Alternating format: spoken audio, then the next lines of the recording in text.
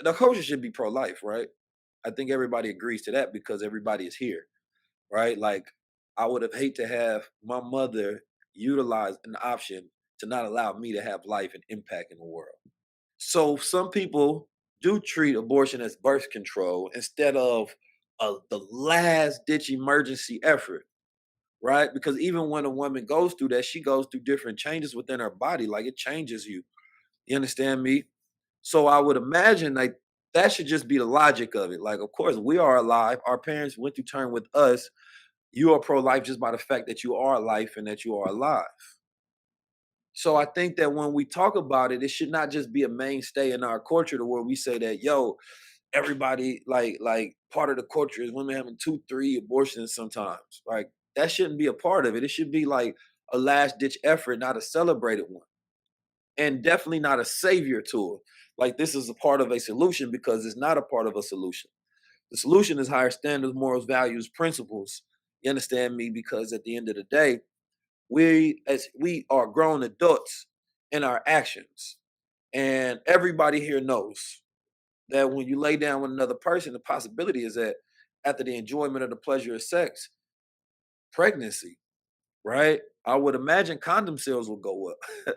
I would imagine that, I didn't grow up in some celibate household. You understand me? I grew up on player terms as well. So I'm not speaking from a place of holy endearment. You understand me?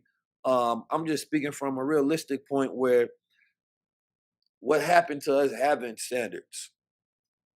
Just saying, birth control is dangerous because yes, it's bad for you as well. Absolutely. Now men go get the vasectomies.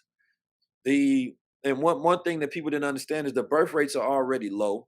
And that's even in the black community and in the whites, what people don't realize. The abortion rates were going down already year per year when you do the studies. And I've done the studies before this situation because I just wanted to understand and unpack the relevancy of depopulation and decrease of birth rates and how that has an impact on growing empires and the falling of empires because there's a correlation, right?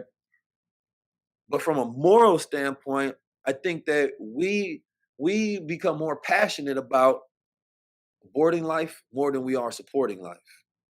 I just want us to like when I see us rally and support, when I see crowds of people come together, that same energy does not exist. We haven't had a black family march in a very long time.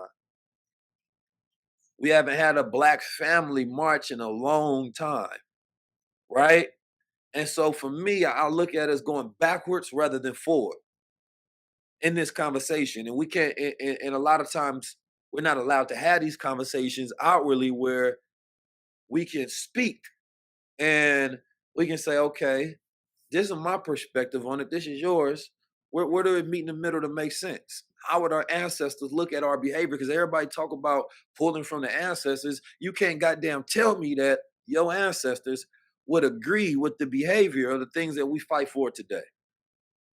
You can't tell me because I know that they believed in the opposite. They believed in having babies. They believe in creating families. They believed in pro family. So I think the most dangerous thing, of course, is men not taking responsibility for their seeds. Because when you look at the issue, this is where men are responsible in this situation. Because if men are not taking responsibility for their seeds to take care of their children, then of course you're going to automatically find an increased rate because we have broken homes. And what we look at and what we see in our own household, we then project on what's going to happen to us later. Well, young women don't want to have children. How do we get to that point where we have now reverse engineered young black women don't want to have, especially not no four, five, six, seven children. My mom had 10 of them. Thank her soul. You know, like that's no longer the thing. The thing is no, be of the world, build in this world. And then towards the end of the cycle of a lot of women's careers, when they start thinking about being happy. And then with men being loose in their responsibility, and having a lack of character and becoming more effeminate, that's not the better methodology for creating better fathers. You did? So with men becoming more effeminate, you know, now you're going to see them without the even testicular fortitude to stand up and be responsible and to take care of a woman. and your child, your responsibility, your legacy, that what you put out there. That's a dangerous precedent. So it's not one. It's you start looking at these things and you Honorable Elijah Muhammad say where there's no good woman, she was made that way by no good man. So I don't put that responsibility to be like, oh, women are tripping. No, it was the men that tripped. We got pimping culture, hoe culture, bitch culture, all of that. And then it created the reality that we're living right now. So this reality we're living right now is a side effect of our history. It didn't have to be, but it's a side effect.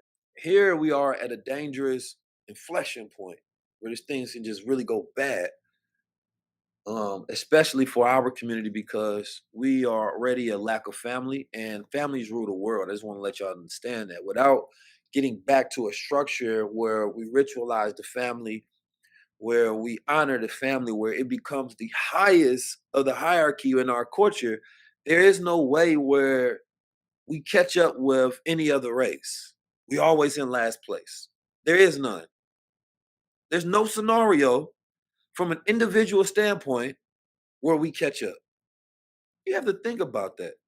Our women would rather fight for not having your child rather than to have yours.